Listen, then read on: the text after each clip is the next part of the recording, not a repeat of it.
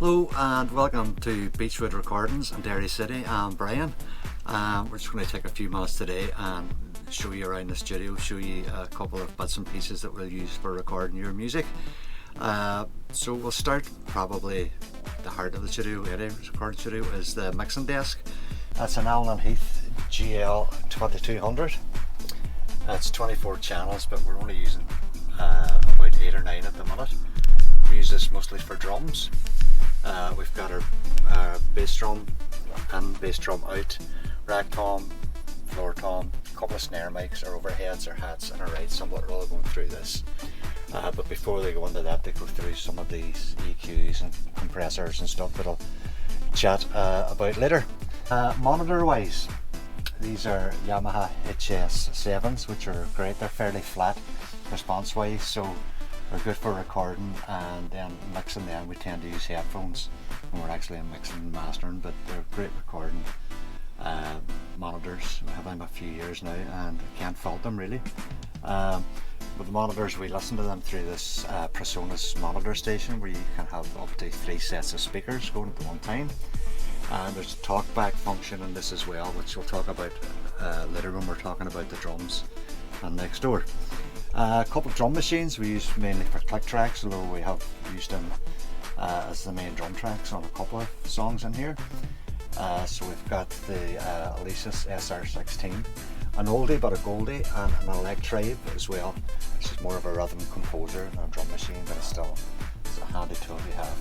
Akai MPK Mini, which we use pads on for adding extra toms and snares and claps and stuff like that. And underneath here we've got a early 70s Watkins Copycat echo unit. It's a bit tatty looking, but it works, and it's just a lovely thing to have. Mic leads, can't have enough mic leads. Some extra mics, some studio electronic X1As, we've got an old AKG there as well. I think that's a Samsung. That's just a spare mic just to have, just in case we need it. Guitars we're using at the minute on here. We've got our Fender Jazz bass, which just seems to work lovely on everything. That's it, we've got that now a good few years. It's lovely. I really like that. It's 2009, I think that's from. I think, don't quote me on that. We've got a Epiphone SG Special, a 1980s Squire Strat that Jim got in London in the 80s. This is also a lovely guitar. It's a Tokai Strat, beautiful. We've used that in quite a lot of things. Fairly new acquisition is this Harley Benton Gold Top, which are great guitars for the money if you want that kind of punky, high-end, rocky sound. It's not a subtle guitar, I'll tell you that, but it works great on the right tracks. Yamaha 12-string, again, I think that's from the 70s. Lovely. Nice sound off it, but it's like playing an ironing board. That's a huge neck on it, but it's lovely. Takamine, workhorse, great guitar as well. It's lovely. We use that in basically every acoustic guitar song that goes on as the rhythm track. And this is probably my favourite, and a lot of people's favourites that come on here. It's a Tanglewood. It's a lovely guitar. It's a parlour sized guitar, acoustic. And that was fairly inexpensive. It wasn't really dear. I think it was about 300 quid or something. But it sounds beautiful, and people just somehow gravitate towards it, and it's been used on a gazillion tracks. And that's why it sits there. It's one of our favourites. Classic Vibe Telecaster. Can't go wrong with the Telecaster. And this again, a fairly inexpensive guitar. East Coast 335. Nice pickups in this, and the guy we got it off had it set up lovely when we arrived. He had it nicely fretted and set up. He redid the frets and all that kind of stuff on it, so we were lucky when we got that. It was just sitting nice. Wee electric mandolin there as well to get your folk on. I don't even know what brand it is, but again, it works. It's used quite a lot as well. This is amp corner over here at the minute. We're storing these amps here because we're going to build another wee kind of shed outside to store these things in. But we've got to work our way down. We've got a custom. This is like a wee 10 watt practice amp, which is great for kind of really high gain, kind of punky sound. It's actually quite good. Roland Cube, you all know what that is. Underneath that, Fender Stage 100. Fantastic tremolo and reverb on this amp. We love that. Underneath a Warwick bass amp, if we want to mic up the bass, but normally we just DI the bass through the mixing desk. And a Roland KC 150 keyboard amp. If anybody wants to bring their keyboards, or if we bring the core keyboards out of the house, we'll put it through that and mic it up. So we're moving around now, some more amplifiers. It's a bit messy at the minute in here because we're recording 3 different artists at the minute, so I like to keep things set up so when they come in, it's basically a matter of plugging a guitar in and switching the amp on, and they've got pedals there that they can choose from. So I think this is my favourite amp. It's a Fender Princeton 112. It's just, with 3 artists on here at the minute, and we basically plug the guitar in through the pedals and just turn the amp on and don't touch the amp. It just seems to work on everything. We're making that with Sennheiser E609, and we've got Audio Technica 4030 on that as well, which is a great mic. We use that sometimes for vocals and snare as well. It's just a great overall mic. This is great. This is Vox transistor. It's 10 watts, which is more than enough for in here, and it's really, really clean. So if you want a clean guitar sound, we normally use this, because when you switch it on, you can't even hear it. It's so quiet. Pedal wise, at the minute, we've got the Boss GT3 multi-effects unit. We've got a Fender compressor, the Bends here. It's an old Dan Electro graphic equalizer. Big Muff electro harmonics, the TCL Electronic Shock tremolo. Soul Food by Electro Harmonics. Deadbeat Echolation Station. I bought that because it's called an echolation station, but this is a fantastic it's like delays, reverbs, reverse reverbs, filter. This is a lovely piece of kit. And then a Sky Surfer from TC Electronics reverb as well. That's what we're using at the minute for the songs recording here. We've got a few other things knocking around, a Vox wah pedal, and an old Arion stereo phaser, another overdrive pedal, and a Harmony Singer from TC Helicon as well, and there's some more pedals locked away there. So a tiny orange practice amp, which is good fun. I've used that in a couple of things. Use that sometimes, put it on full, and if you want feedback, lift your guitar up to the amp like that, and you'll get feedback like mad. Some more outboard stuff. I got a compressor here for bass. This is TP2. This is mainly used for making the amp or guitar amps. It's a preamp and kind of EQ, and it's kind of idiot proof. That's why I bought it, I suppose. As preamp, compressor, limiter, everything built into one, and it's stereo, so there are 2 channels. So we have the 2 mics from the guitar amp going in there before it goes into the interface into the DAW. And we use this for acoustic guitars sometimes as well. It's nice. Guitar tuner. It's always handy to be in tune. Underneath that's Alesis Quadriferb GT, a multi-effects unit. And this is the one that was helped, allegedly, Gary Moore and Hank Marvin helped to do the effects in this. Somebody told me that, but I think they were kind of winding me up, to be honest. Headphone amp. We've got a 4-channel headphone amp here for vocals and guitar players, so they can have their own headphone output. Another channel strip and a reverb as well, if a guitar player wants some reverb on their acoustic. This is our Focusrite ISO 1. We use this is our vocal chain now. So our vocal mic goes in here, comes out of that, and the compressor, the KT compressor limiter, out of that down all the way down here to the Clark Technique EQ PKT. It's EQ, very subtle. It's not very wide ranging, but it's the way we have it set at the moment. We're quite happy with that. And it comes out of that onto the TC Electronic reverb and delay unit, and then into the interface. So that's our main vocal chain. Although sometimes we'll just maybe go put a vocal straight into the desk or straight into the interface. It just depends on what the artist wants. Up here we've got some DIs, bass DIs, guitar DIs, whatever, and a Studio Projects mic or instrument preamp, which we'll use for bass sometimes.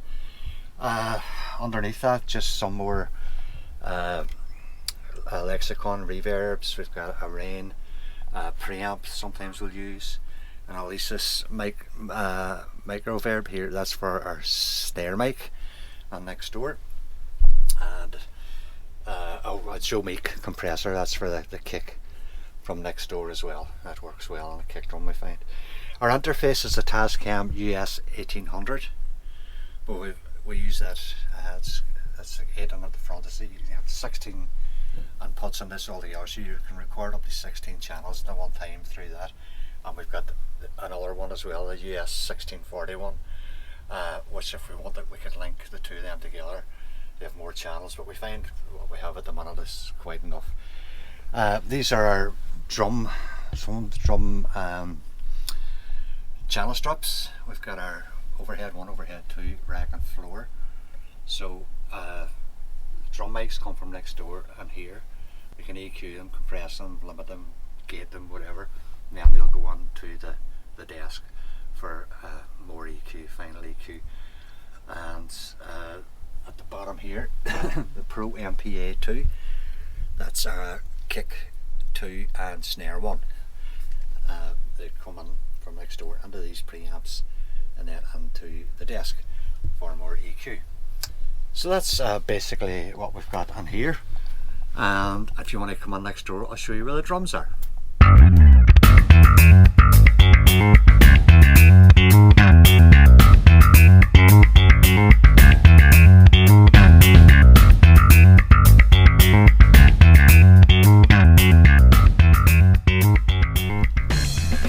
Well, this is our small and incredibly messy drum room here at Beechwood Recordings.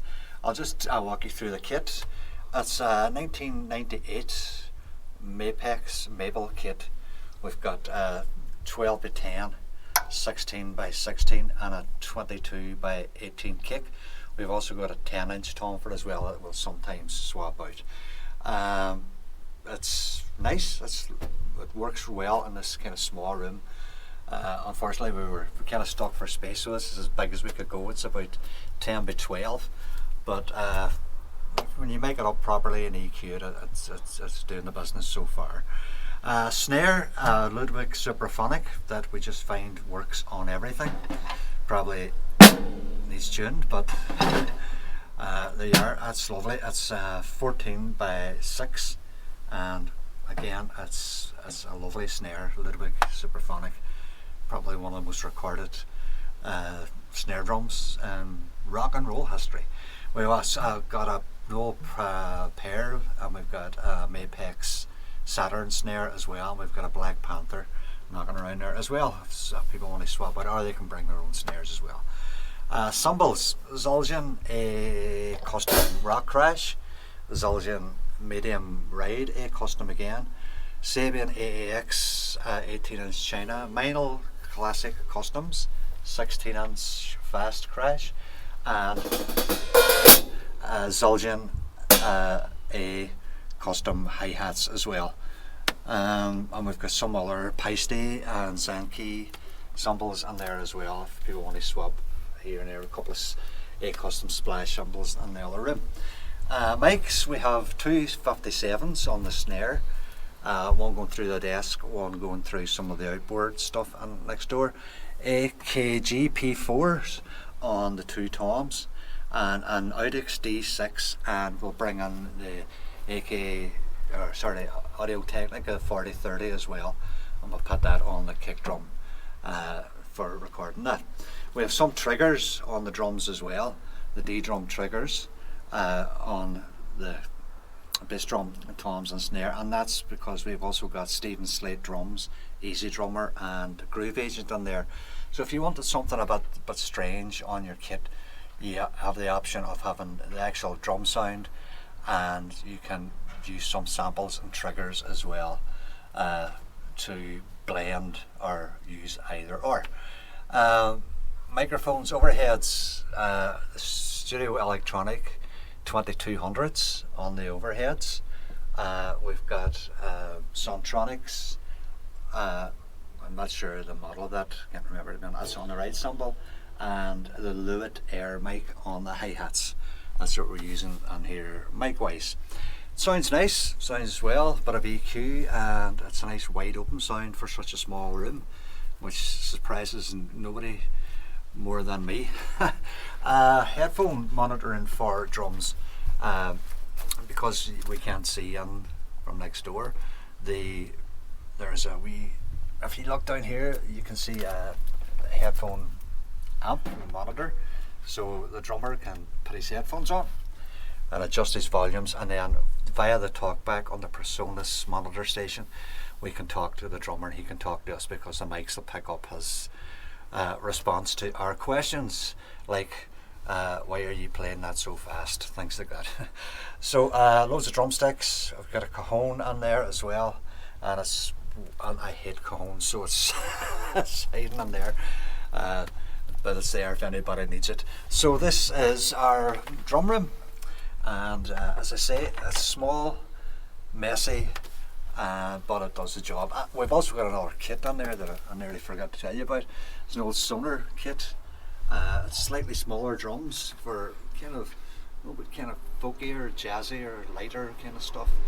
That's 20 inch kick, 20 by 14, 14 by 14 floor tom, and 10 by 8.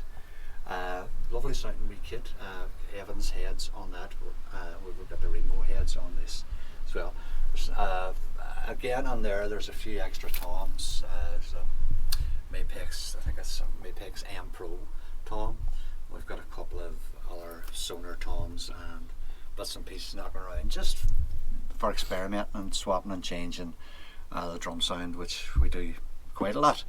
So that's our drum room. Well, finally folks, we have our piano room. It's also our dining room as well. So we have a nice Strauss piano here. It's about, I'd say maybe about 40 years old or so, and when we're recording this, because it's so far away, we run a couple of condenser mics basically through the window, hang them here, open the top of the piano, record a piano, and we have wireless headphones for whoever's playing on the piano. It's nice tone on this piano. It seems to work well in this room because it's a nice kind of open enough room. So this is our piano room. Thanks very much folks for having a look around the studio. If you want to get in touch, you can do it via Facebook or the usual methods. This is Beechwood Recordings, small but perfectly formed, and if you want to listen to any of the artists we've recorded here, you can probably check it out in the link below. I'll give you some names and stuff like that. Thanks very much for watching.